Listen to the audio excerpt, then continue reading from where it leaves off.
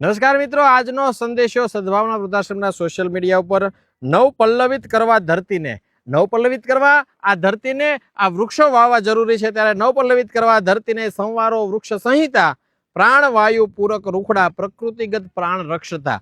આ પ્રાણવાયુના પૂરક છે.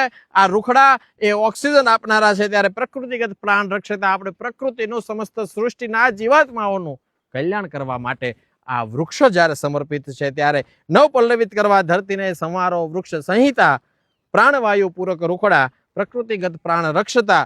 મૂળ, થડ, પાન, ફળ, ફૂલ રૂપે વૃક્ષ છે બહુલ દાતા.